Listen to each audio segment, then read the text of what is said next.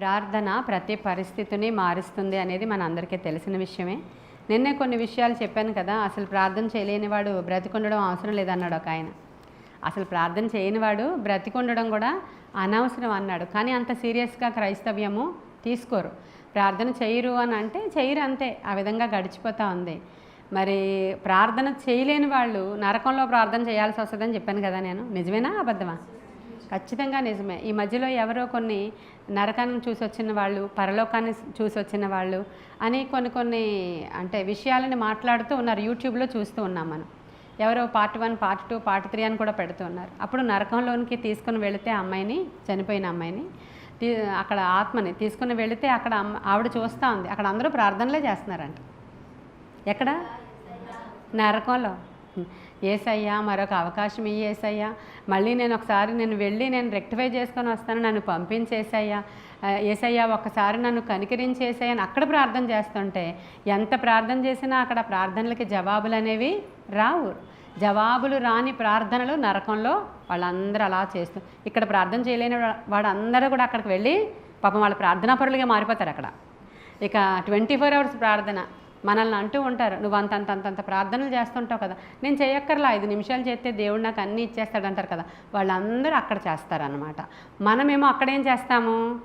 ఆడుతూ పాడుతూ ఆనందిస్తూ ఆయన ముఖకాంతిలో మన ముఖాలు ప్రకాశిస్తూ ఆయన ఇంకా మనకి ఎన్ని విషయాలు చెప్తారో అవన్నీ మాట్లాడుకుంటూ అక్కడ అంటే ప్రభువు యొక్క సన్నిధిలో మైమరిచి మనము దేవుణ్ణి ఆరాధిస్తూనే ఉంటాం అక్కడ.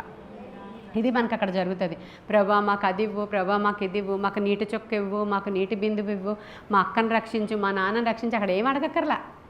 అక్కడికి వెళ్ళిపోయాక ఇవేమీ మనకి జ్ఞాపకానికి రావు. ఖచ్చితంగా మనము దేవుని యొక్క సన్నిధిలో మైమరిచేటువంటి ఆనందాన్ని పొందుకుంటాం. ఈ విషయం తెలిసిన ప్రతి ఒక్కళ్ళు కూడా ప్రార్థన ఇంపార్టెన్స్ని తెలుసుకుంటారని నేను నమ్ముతున్నాను నేను. అయితే చాలాసార్లు అనిపిస్తుంది మనకి, మన ఇంట్లో వాళ్ళ కొరకు ప్రార్థన చేస్తూ ఉంటే, బాబోయ్ వీళ్ళని మార్చలేమేమో, వీళ్ళు మారరేమో, ఎంత ప్రార్థన చేసినా ఫలితం లేదేమో అని మనం అనుకుంటూ ఉంటాం. చరిత్రలో చూడవచ్చు, బైబిల్ గ్రంథంలో చూడవచ్చు, చాలా సందర్భాలు అనేక సాక్ష్యాలు వింటాం. ఆ సాక్ష్యాలలో చూడవచ్చు చాలా గొప్ప గొప్ప భక్తులు అనబడిన వాళ్ళు ఎలా మార్చబడ్డారో. కొంతమంది సాక్ష్యాలు విన్నప్పుడు మనకి దేవుడు పక్షపాతం లేనివాడు కదా, మన జీవితంలో కూడా దేవుడు కార్యాలు అలాగే చేస్తాడు కదా అని మనము నమ్మి విశ్వసిస్తే చూస్తామంట కార్యాలు. మా పిల్లోడు ఇంక మారడు, మా ఆయన ఇంక మారడు, ఈ వీడు ఇంకా అసలు మనం ఇలా మనకి లోపల అవిశ్వాసం ఉంది. కానీ పైన ఏం చేస్తుంటాం? ప్రభా మార్చు, ప్రభా ఎంతో ప్రార్థన చేస్తున్నాను సిస్టర్ కానీ అవ్వట్లేదు అంటున్నాం. ఎందుకని? లోపల నువ్వు నమ్మలేదు. ఈ రోజుల్లో చాలామంది ప్రార్థనలు, ఇప్పుడు మన అమ్మజమ్మ కూడా ఏమని ప్రార్థన, నేను నా స్టైల్ మార్చాను ఇవాళ అంది ప్రార్థనలో. ఏంటో అని వింటున్నాను నేను, ఏంటో స్టైల్ మార్చిందంట అని వింటున్నాను. రివర్స్ చేశాను అందే. పోన్లే రివర్స్ ప్రార్థన ఏంటో విందాము అనుకుంటున్నాను. ఏంటంటే, నువ్వు తీసుకొచ్చేవని నమ్ముచున్నా, చేసావని నమ్ముచున్నా, జరిగిందని నమ్ముచున్నా, అన్నీ అయ్యాయని నమ్ముచున్నానని పాజిటివ్ ప్రేయర్. ఇప్పుడు యూట్యూబ్ అంతా అదే ప్రస్తుతం చలామణిలో జరుగుతుంది. ఆ ప్రేయర్ చేస్తుంది. అది నిజమే. కానీ నీ హృదయంలో దేవుడు జరిగిపోయింది అని హృదయంలో నమ్మి బయటికి మాత్రం మనం ఏం చేయాలంటే, అడుగుడి మీకు, తట్టుడి మీకు, వెదకుడి మీకు, నువ్వు అడగాలి అన్నాడు ప్రభు. నీకేం కావాలో స్పష్టంగా నీవు అడగాలి. అడగకుండా వచ్చేసాయి అని అనడం కూడా ఒక రకంగా తప్పిదమే అని కొన్ని సందర్భాల్లో అనిపిస్తుంది. కొన్ని సందర్భాల్లో ఇప్పుడు చాలామంది సాక్ష్యాలు చెప్తున్నారు, నేను కేవలము వచ్చేసింది అయిపోయింది అని నమ్మి స్తుతించాను, నాకు అయిపోయిందండి అని చెప్తున్నారు. ఎల్కేజీలో అలాగే ఉంటుంది. ఆ తర్వాత ఎదిగే కొద్దీ దేవుని దగ్గర ఎలా గోజాడి ఆయన దగ్గర నుంచి మనము తెచ్చుకోవాలో, నిజమైన భక్తిలో ఎలా పెంచాలో, చిన్న స్థానం నుంచి దేవుడు విశ్వాసపు లెవెల్స్ని పెంచుతాడు ఆయన. ఇనీషియల్ స్టేజ్లో ఖచ్చితంగా నువ్వు ఎలా చేసినా కేవలం స్తుతిస్తేనే చాలు, కార్యాలన్నీ కూడా జరిగిపోతాయి. నేను కూడా అంతే చేశాను కదా 20 సంవత్సరాల క్రితం.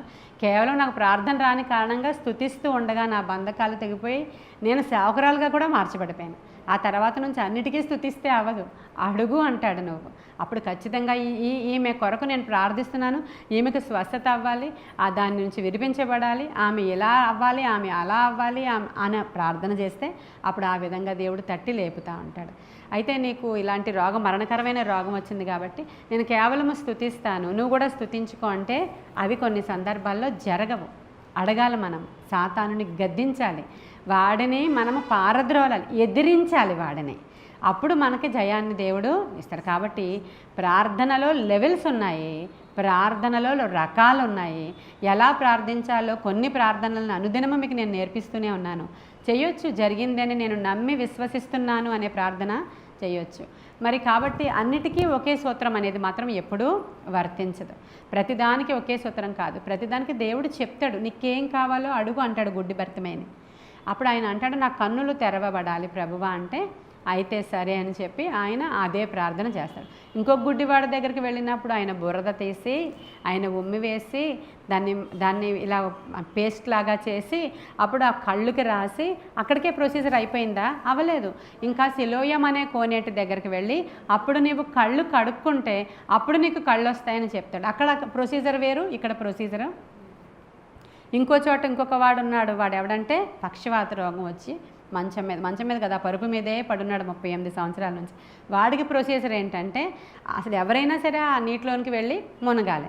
వాడికి అది ఆ రోజున అవ్వలేదు కాబట్టి ఒకే ఒక మాట చెప్పాడు దేవుడు, నీవు లేచి నీ పరుపెత్తుకుని పో, అంతే, అయిపోయింది, అక్కడికి అయిపోయింది. ఇలాగా ఒకటే సూత్రం అన్నిటికీ కూడా అప్లై కాదు. కన్ఫ్యూజ్ అవ్వకండి. క్రైస్తవ్యం అంతా ప్రార్థించి తరువాత జరిగిందని నమ్మి స్తుతించడం మొదలు పెట్టండి. మీరు ఫస్ట్ ప్రార్థించేయండి. ప్రార్థించిన తర్వాత ఒక నిశ్చయత హృదయంలోనికి వస్తుంది. మీ ప్రార్థన ద్వారా నిశ్చయత వచ్చి హృదయములో నీ విశ్వాసం పెరిగాక అప్పుడు నువ్వు ఇచ్చినందుకు వందనాలయ్యా, చేసావని నమ్ముచున్నానయ్యా, నేను అది పొందుకున్నానయ్యా, ఇదిగో నా కనులు ఎదుటికి దాన్ని తెచ్చుకుంటున్నానయ్యా అని అప్పుడు ప్రార్థన చేయాలి. పాల్ యాంగిచ్చో గారు ఇదే ప్రొసీజర్ని ఫాలో అయ్యారు. కానీ నేను ఒకసారి మీకు చెప్తున్నాను, ప్రత్యక్ష గుడారం యొక్క స్టెప్పులని ఫాలో అయ్యారు ఆయన.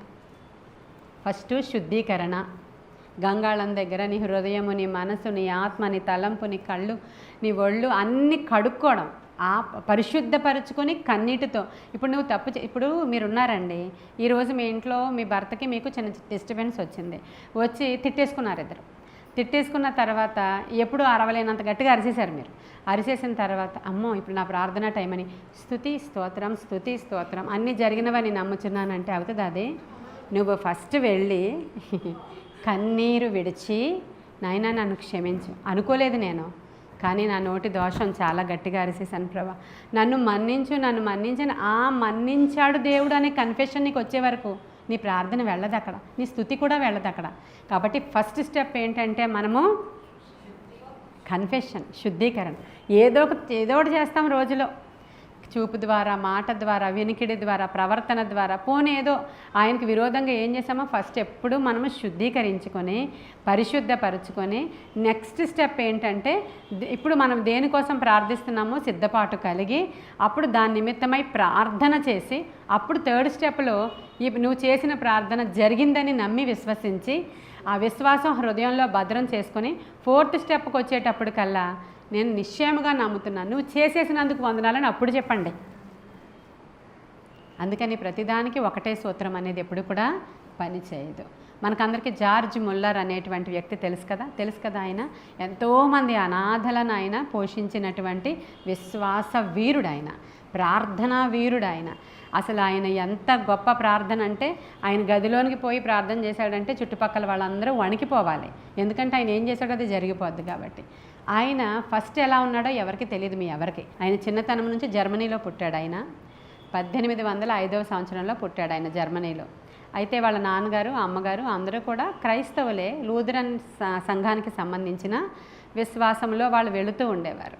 అయితే ఆ రోజుల్లో 1805వ సంవత్సరం సంగతులు చెప్తున్నాను నేను.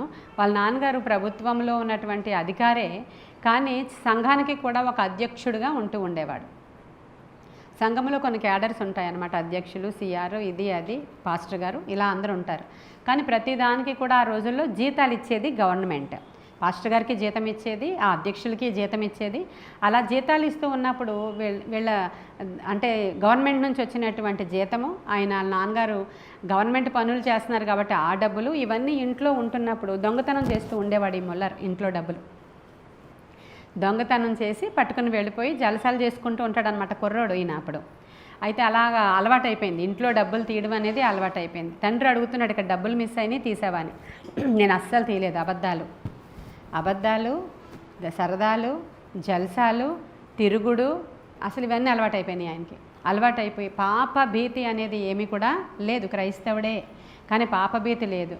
ఇలా వస్తూ ఉండగా ఆయనకు 15 సంవత్సరాలు 16 సంవత్సరాలు దాటుతూ ఉండగా నాన్న అనుకున్నాడు, తండ్రి ఏమనుకున్నాడంటే, ఇప్పుడు వీడిని ఇలాగే వదిలేస్తే రేపొద్దున ఏ ఉద్యోగం ఏది లేకుండా ఇలాగ ఉండిపోతాడు, కాబట్టి నేను వేద విద్య అభ్యసించేటువంటి ప్లేస్కి పంపించి, థియోలాజికల్ కాలేజ్ అనమాట, అక్కడికి పంపించి ఇప్పుడు పాస్టర్ గారు ట్రైనింగ్ ఇప్పించేస్తే వీడికి నేను చూసుకోక్కర్లేదు, జీతం అంటూ గవర్నమెంట్ నుంచి వచ్చేస్తే జీవితకాలం పోషింపబడతాడు. కాబట్టి ఈయన ఏం చేశారంటే అక్కడ పంపించేశారు. 19 ఏళ్ళు వచ్చేటప్పటికల్లా వేదాంత విద్య అభ్యసించడానికి కాలేజీకి పంపించారు, పాస్టర్ ట్రైనింగ్. అక్కడ వేదాంత విద్య అభ్యసించడానికి ఆ హాస్టల్లో జాయిన్ అయిపోయాడు ఆయన. ఆ హాస్టల్లో జాయిన్ అయిపోయిన తర్వాత అర్ధరాత్రి 2 గంటల వరకు పాస్టర్ గారు ట్రైనింగ్ అవుతున్నటువంటి ఈ కుర్రోళ్ళందరూ పేకాట ఆడుకుంటూ ఉండేవారు లోపల. ఈ పిల్లలందరూ లోపల పేకాట ఆడుతూ ఉండేవారు 2 గంటల వరకు రాత్రి. ఆ తర్వాత పొద్దున్నంతా చదువు ఉంటుంది, మళ్ళీ సాయంకాలం అంతా వీళ్ళ పిల్లలు ఇదే చేస్తారు. ఆ తర్వాత వీళ్ళందరూ కలిసి స్విట్జర్లాండ్ టూర్కి వెళ్తున్నారంట. టూర్కి వెళ్ళేటప్పుడు అందరు ఫ్రెండ్స్ వాళ్ళ ఇంటి దగ్గర నుంచి కొంత డబ్బు తెచ్చుకున్నారు. ఈయన తెచ్చుకున్నాడు, ఈయనకి జలసాలు ఎక్కువ కదా, కాబట్టి ఈయన తెచ్చుకున్నాడు. ఇప్పుడు ఎక్కడికి వెళ్ళాలి? టూర్కి వెళ్తున్నారు స్విట్జర్లాండ్కి. అయితే అందరూ తెచ్చుకుంటే వాళ్ళందరూ అన్నారంట, మేము ఎలా మేనేజ్ చేసుకోవాలో తెలియదు, అందరి డబ్బులు నీ దగ్గరే ఉంచుతాము, నువ్వు మేనేజ్ చెయ్యని చెప్పి మన ముల్లర్ గారికి ఇచ్చారంట. ఓకే అని చెప్పి సంచిలో వేసుకున్నాడు అన్నీ. అయితే అన్నీ కూడా వాళ్ళ ఖర్చుల్లోనే చూపించేస్తున్నాడు, ఈయన ఖర్చు కూడా మొత్తం అంతా. నలుగురు దగ్గర తీసుకుంటున్నాడు, 5 వెళ్ళారనమాట, నలుగురు దగ్గర తీసుకుంటున్నాడు. ఈయన డబ్బులు ఈయనకే ఉన్నాయి, వాళ్ళందరి డబ్బులు అయిపోయినాయి. అప్పుడు ఆయన రాశాడు ఆయన పుస్తకంలో, ఆ సమయంలో నేను ఇస్కరియోతు యోధావలే ఉంటుంది అని రాశాడు ఆయన.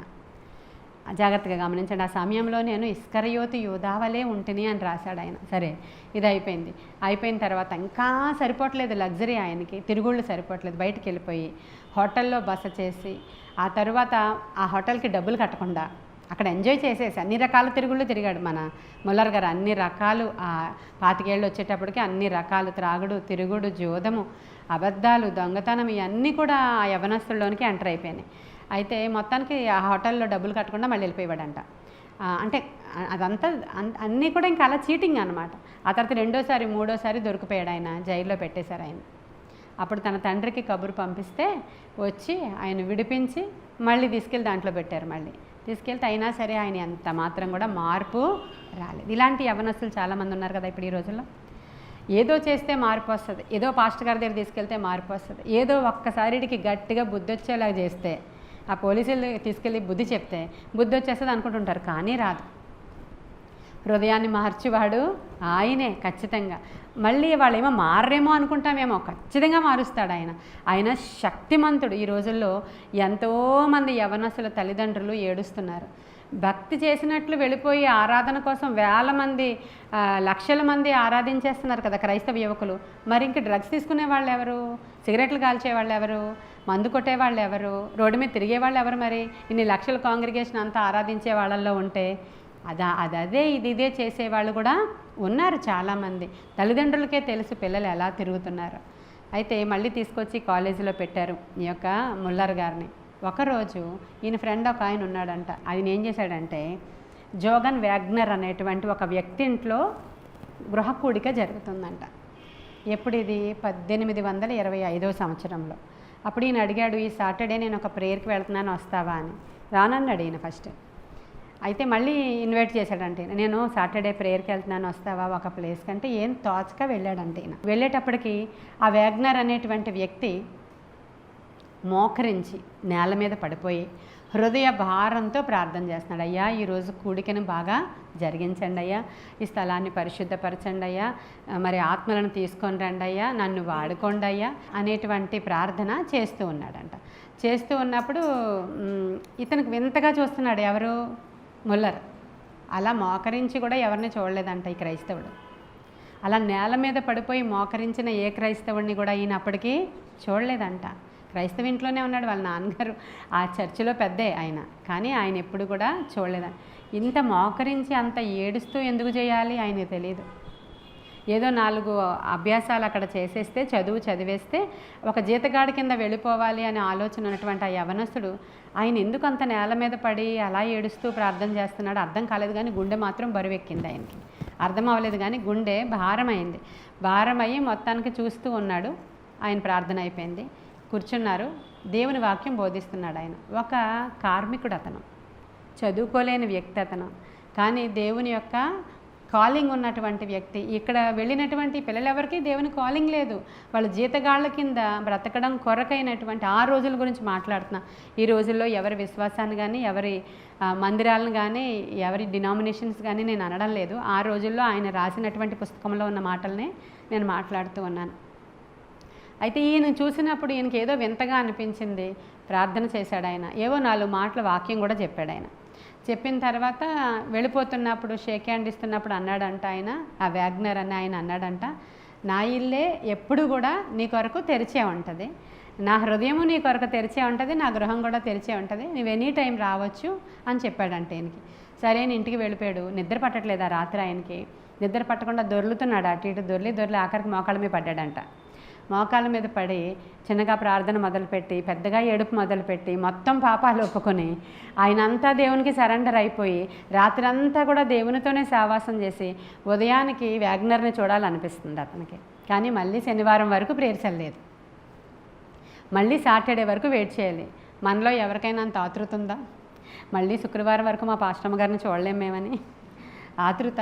అమ్మో మళ్ళీ ఎప్పుడు పిలిచేస్తారో ఈవిడ, చాలా భయంగా ఉంది. ఏదో అంది బాబాయ్ నిన్న ఒక మాట అన్నారు పిలిచేశారే అని హృదయంలో బాధ, భయము, బెంగ మనకి విస్తారంగా విత్తబడిపోతుంది. కాబట్టి రుచి, దీని యొక్క విలువ ఏం కూడా తెలియట్లేదు మనకి. కానీ అతను మళ్ళీ సాటర్డే వరకు ఆగలేకపోతున్నాడు అంట. అతను ఆగలేక వెళ్ళిపోయాడు సోమవారం ఇంటికి. సోమవారం కాదు, సండే, సాటర్డే కదా ఇది జరిగింది.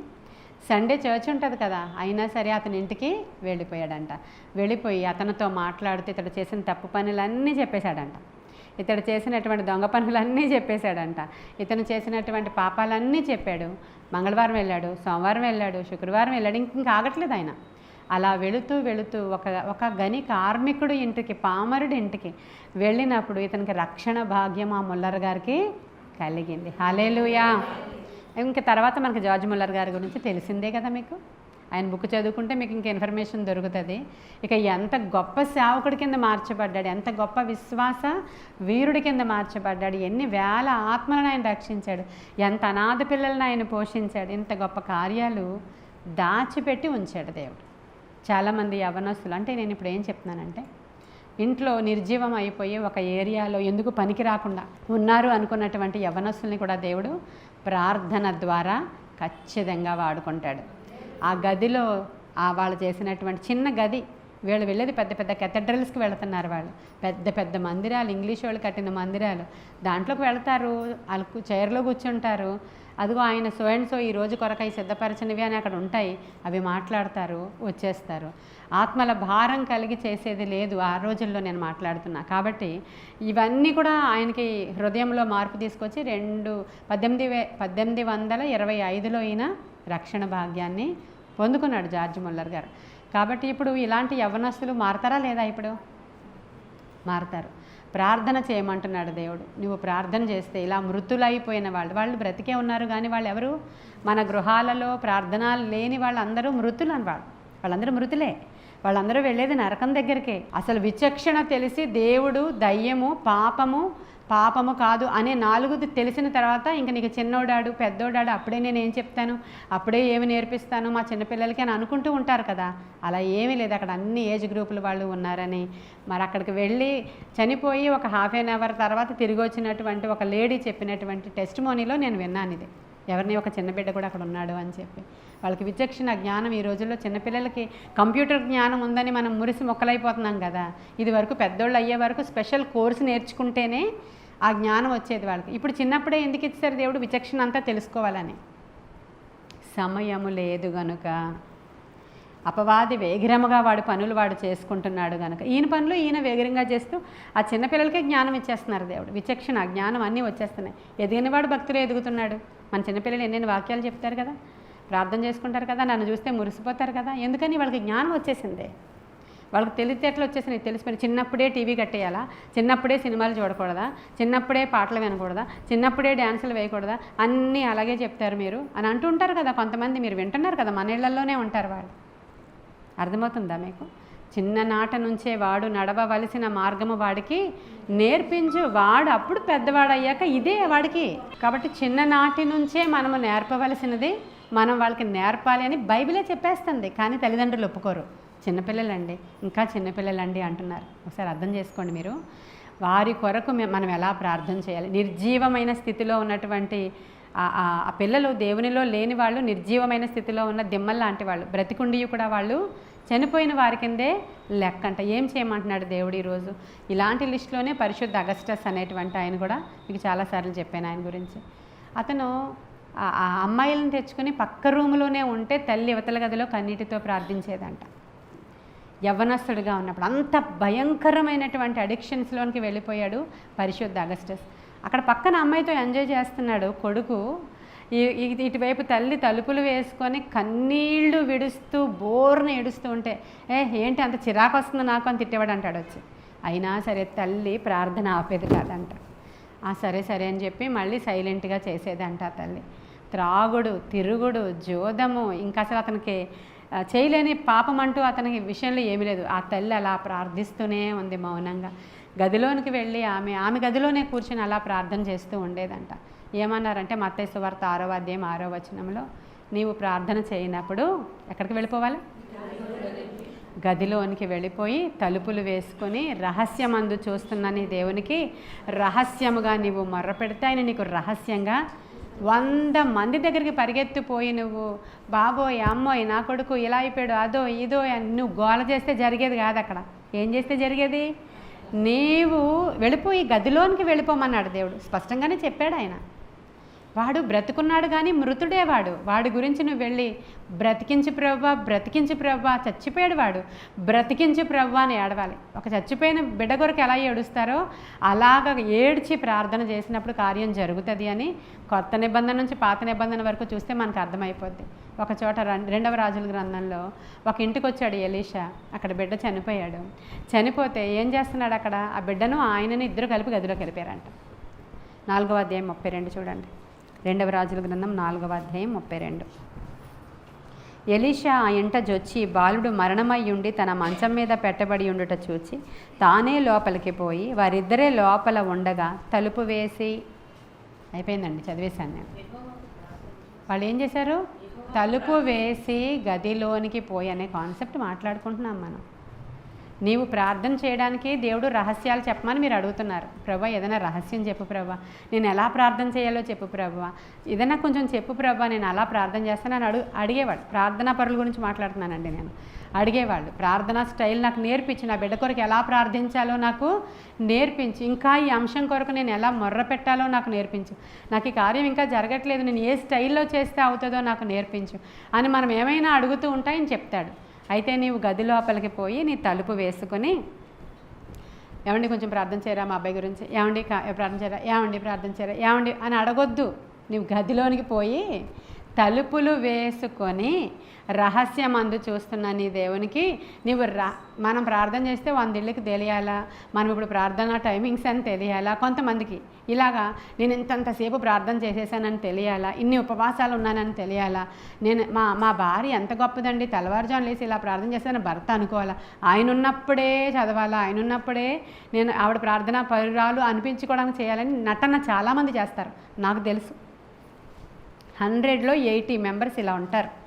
ఆయన లేనప్పుడు, ఎవరు చూడలేనప్పుడు నిజంగా రహస్యంగా ప్రభు దగ్గరికి వెళ్ళి ప్రార్థన చేసి ఉన్నప్పుడు ఫ్యామిలీ ప్రేయర్ చేసుకో. ఇలాంటి వాళ్ళు తక్కువగా ఉంటారు. కానీ దేవుడు చెప్పిన సూత్రం డిఫరెంట్గా ఉంది. నీకు ఎవరు చూడలేనప్పుడు నువ్వేం చేయాలా? గదిలోనికి వెళ్ళిపో. మాకు గది లేదండి, దానికి తలుపు లేదండి అన్నారనుకో, ఒకటే గది ఉంది దానికి తలుపు లేదు, ఏం చేయమంటారు అని అడిగారు అనుకోండి నన్ను. అప్పుడు ఏం చేయాలంటే రహస్యమైన పొలంలోకి వెళ్ళిపో, లేకపోతే ఆ ఇంటి వెనకాలకు వెళ్ళిపో, ఆ కట్టెలు కొట్టే ప్లేస్కి వెళ్ళిపో, అంటే మనం ఆడవాళ్ళం కాబట్టి ఎక్కడెక్కడికో వెళ్ళిపోకండిలే, మీకు అందరికీ గదులు ఉన్నాయని నాకు తెలుసు. ఎవరు లేనప్పుడు అర్ధరాత్రి మీరు వెళ్ళమన్నారు కదా అక్కడ పుల్లలు కొట్టే చోటకి వెళ్ళిపోయమన్నారు అనుకోండి, నా పని అయిపోతుంది రేపు పొద్దున్న. కాబట్టి మీరు ఇక్కడికి ఎందుకు వచ్చారమ్మా అంటే వెంటనే పాస్టమ్ గారి పేరు చెప్పేస్తారు మీరు. ఇక్కడికి ఎందుకు వచ్చారంటే మా పాస్టమ్ గారు ఇలా చెప్పారండి, అక్కడికి వెళ్ళమన్నారు, ప్లేస్ కూడా చెప్పారు, ఆవిడకి ఎలా తెలుసో కానీ మన ఇంటి వెనకాల ఉంది కదా, అది ప్రొఫెటికల్ వర్డ్ ఏమో అని వెళ్ళిపోయాం అని అనుకుని అలా చేయకండి. వెళ్ళిపోయి అక్కడ రహస్యమందు చూచుచున్న దేవునికట. ఇప్పుడు ఈయన ఏం చేశాడంటే ఇంకెవరు రావద్దు, నేను లోపలికి వెళ్ళి మృతుడైపోయినటువంటి వాడి కోసం నేను ప్రార్థన చేయాలి. తలుపులు వేసుకున్నాడు, గడపెట్టేశాడు.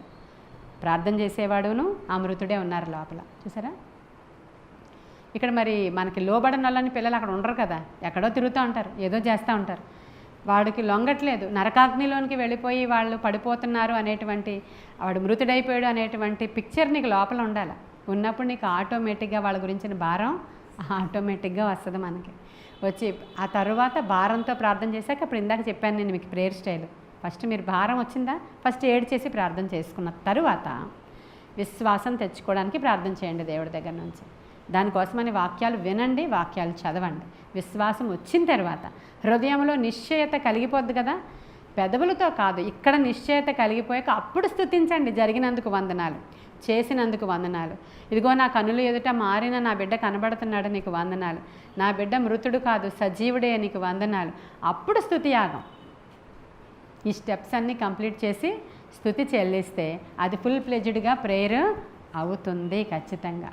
కాబట్టి ఎవరో మనం పుస్తకంలో చదివి 1000 స్తుతులు చెప్పేస్తే నాకు ఈరోజు కార్యం అయిపోతుంది, 100 స్తుతులు చెప్పేస్తే అయిపోద్ది, లేకపోతే ఇలాంటి ప్రేయర్ ఏదో రాసిచ్చారు ఒకరు అది చదివేస్తే అయిపోద్ది. కాదండి, ప్రేయర్ అనేది పెదవులతో కాదు, హృదయాంతరంగాల నుంచి రావాలి. మనం హృదయాంతరంగాల నుంచి ప్రార్థనను మనం చేయాలి. పరిశుద్ధ అగస్టస్కి ఏమైంది, అప్పుడు తల్లి వెళ్ళిపోయి ఆ గదిలోనే ప్రార్థన చేస్తూ ఉంటే ఒక దినాన్ని ఎలా మారాడో ఎవరికీ తెలియదు. దేవుడు ఆ హృదయాన్ని పట్టుకున్నారు, మారు మనసు వచ్చేసింది, కన్నీటితో ఏడ్చాడు.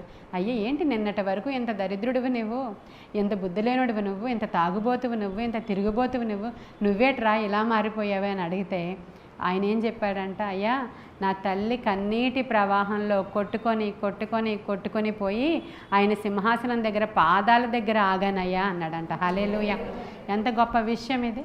కాబట్టి ఇది భారభరితమైన ప్రార్థన. మీరు అసలు అడక్కండి, మీరు ఎందుకు ఏడుస్తున్నారు అడక్కండి, ఇవన్నీ కూడా చెప్తున్నారు చాలామంది సేవకులు. ఈ కన్నీటి ప్రవాహం లేకుండానే అనేకులు రక్షించబడ్డారా? ప్రభువారు కన్నీరు ప్రార్థన చేయకుండానే ఆ యాగం జరిగిందా? మనకి మహారోధనతోనూ కన్నీటితోనూ ప్రభువు ప్రార్థన చేశారు. ఈరోజు క్రైస్తవ్యం కన్ఫ్యూజన్లో ఉంది.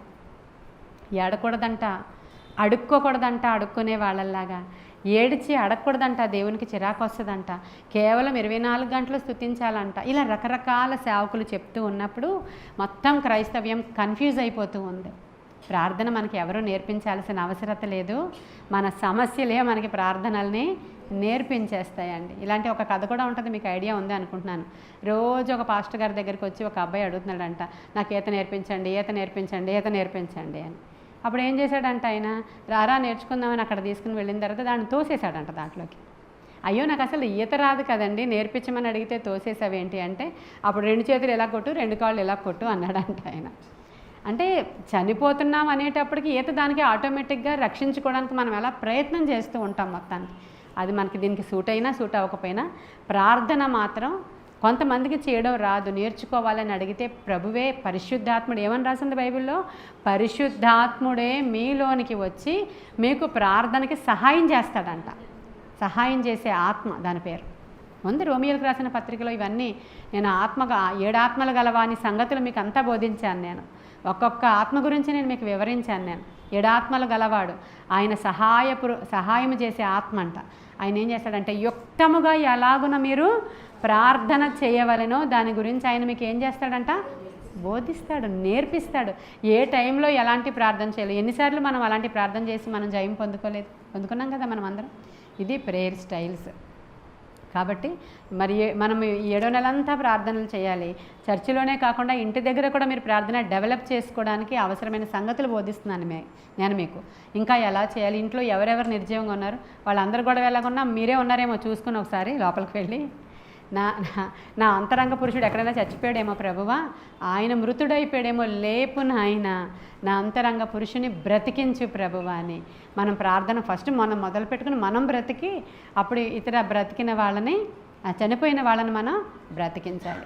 ఇలా అనేక సందర్భాలలో గదిలోనికి పోయి, ప్రభు కూడా అంతే కదా, తనకి ఇష్టమైన వాళ్ళని గదిలోనికి తీసుకుని వెళ్ళిపోయి తలుపులు వేసి మిగతా వాళ్ళు రావద్దు అంటారు ఆయన, అంతే కదా.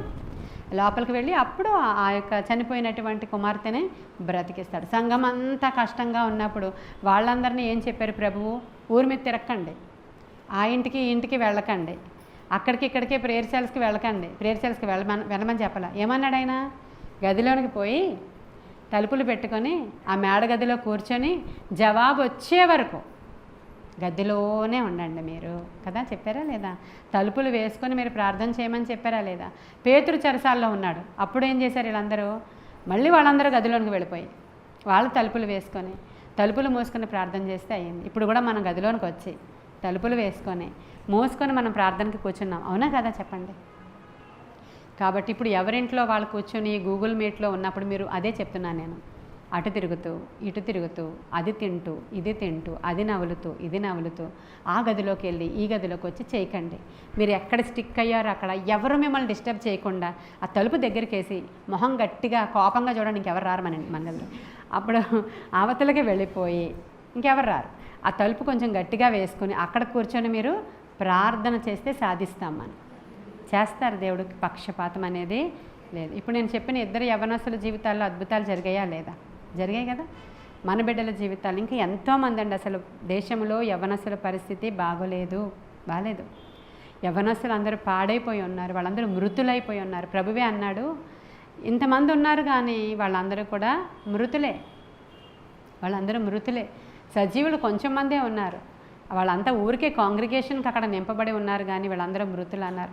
కాబట్టి వారి కోసం మనం తల్లిదండ్రులుగా ప్రార్థన చేయాలి. నశించిపోతున్న వాళ్ళు మృతుల స్థితిలోనే ఉన్నారు, వాళ్ళ కోసం ప్రార్థన చేయాలి. ఇదే రెమెడీ. మనం గదిలోనికి పోయి మనం తలుపులు మూసుకొని రహస్యమందు చూచుచున్న మన దేవునికి ప్రార్థన చేసినప్పుడు రహస్యంగా మన ప్రభువు మనకి ఉత్తరం ఇస్తాడు, ఖచ్చితంగా జవాబు వస్తుంది. కాబట్టి ఇప్పుడు ప్రేయర్ స్టైల్ మీకు అర్థమైంది కదా. ఇలాగ వైజ్గా ప్రార్థన చేయండి, వైజ్గా మీరు జ్ఞానం కలిగి ప్రార్థన చేయమన్నారు దేవుడు. పాము వలె మీరు వివేకంగా ఉండాలి, పావురము వలె నిష్కపటంగా ఉండాలి. నాకు తెలియదు, ఇంకా రాలేదు, ఇదిగో ఇప్పుడే కదా పాస్టమ్మ గారు మీరు చెప్పారు, అందుకని ఈరోజు మళ్ళీ నా బలిపీఠాన్ని దులుపుకున్నాను. ఇప్పటి వరకు మరి ఏం నేర్పిస్తున్నాను నేను మీకు, చూసారా? ఇప్పటి వరకు మరి ఏం నేర్చుకున్నారండి? కాబట్టి మళ్ళీ ఈరోజే స్పెషల్ అన్నట్టు రెక్టిఫై చేసుకోవడం మంచిదే. అక్కడ ఏలియా దగ్గర వాళ్ళందరూ చేసింది అదే, బలిపీఠాలని బాగు చేసుకుని మరలా ప్రార్థన చేసినప్పుడు గొప్ప కార్యాలు దేవుడు చేస్తాడు. ఈ కొన్ని మాటలు దేవుడు మన వెనుకడిలో దీవించునుగాక. ఆమేన్. ప్రార్థన చేసుకుందాం. మహాపరిశుద్ధుడైన తండ్రి, మహోన్నతుడైన దేవ, సర్వాంతర్యామి నీకు వందనాలు. సృష్టికర్త సజీవుడానికి వందనాలయ్యా. గొప్పవాడ శక్తిమంతుడానికి వందనాలు. బలవంతుడా స్తోత్రార్హుడానికి వందనాలు. నమ్మదగిన సహాయమానికి వందనాలయ్యా. వాక్యము మాట్లాడి ఉండగా అనేక మంది ప్రార్థనలకు కన్ఫ్యూజ్ అవుతున్నారు ప్రభువా. మమ్మల్ని మేము సరి చేసుకుని అనుదినము దావీదు అంటాడు, ప్రతిదినము అంటాడు, నన్ను పరిశీలించు, పరిశోధించు, పరీక్షించు, నా యందు ఆయాసకరమైనది ఏదైనా ఉందేమో అది తీసే ప్రభువా అని ప్రతిదినం చేసుకుంటాడయ్యా దావీదు. దాని తర్వాతే నేను వేణోళ్ళ స్తుతిస్తాడు. దాని తర్వాత నాయన యెహోవా నా రక్షణాధారమని కీర్తనలు పాడుతాడు. ప్రభువా, భక్తులు మాకు మాదిరిగా ఉన్నారు ప్రభువా, సహాయం చేయండి. నా యందు నీవుంటే, నీ యందు నేనుంటే, నీకు ఏది ఇష్టమో అడుగు అన్నావు తండ్రి. నీవు అడుగుట సంఘానికి నేర్పిస్తూ ఉన్నాము ప్రభువా. దేవుణ్ణి అడిగి తీసుకోవాలి అని. దేవా, కన్నీటి ప్రార్థన యొక్క ఇంపార్టెన్స్ దేవా, ఎందుకంటే మేము హృదయ భారము కలిగి అయా దుష్టులు ఎలా ఉన్నారో, వారు ఎలాగ నాయన నశించిపోతున్నారో, అయా అనేక మంది గృహాలలో యవ్వనస్తులు ఏ విధంగా నిర్జీవమైన స్థితిలోనికి వెళ్ళిపోయారో వారి కొరకు మొర్ర పెట్టుట మాకు నేర్పించండి. ప్రస్తుతం సంఘము కూడా హింసలో ఉంది నాయన. దేవా, సంఘమంతా హింసలో ఉన్నప్పుడు అయా సంఘమంతా నాయన నా తండ్రి ఒక చోట కూర్చొని వారు మూసి ఉన్న గదిలోనికి వెళ్ళి వాళ్ళు ప్రార్థనలు చేసుకుంటూ ఉన్నప్పుడు నీవు వచ్చి సమాధానం అన్నావు ప్రభువా. అట్టి సమాధానము మాకును దయచేయండి తండ్రి, మా సంఘాలకును దయచేయండి అయ్యా, మా కుటుంబాలకును దయచేయండి అయ్యా, మా జీవితాలకును దయచేయండి అయ్యా. ఆత్మశక్తితో కార్యాలు జరిగించమని వేడుకుంటున్నాను నాయనా. నీ బలమైన సన్నిధి మాకు తోడుగా ఉండదా ఇచ్చేయమని అడుగుచున్నాను. ఆత్మశక్తితో కార్యాలు జరిగించమని అడుగుచున్నాను. ఆత్మ బలముతో కార్యాలు జరిగించమని అడుగుచున్నాను. నీ కృపగల హస్తానికి వినుచున్న వారిని అప్పగించుకుంటూ నజరేయుడైన యేసు నామములో ఈ ప్రార్థనని సన్నిధికి చేర్చుకుని జవాబు దయచేయమని మిక్కిలి వినయముగా అడిగి ప్రార్థించి వేడుకొని పొందుకొని ఉన్నాము మా ప్రియ పరలోకపు మా తండ్రి. ఆమేన్.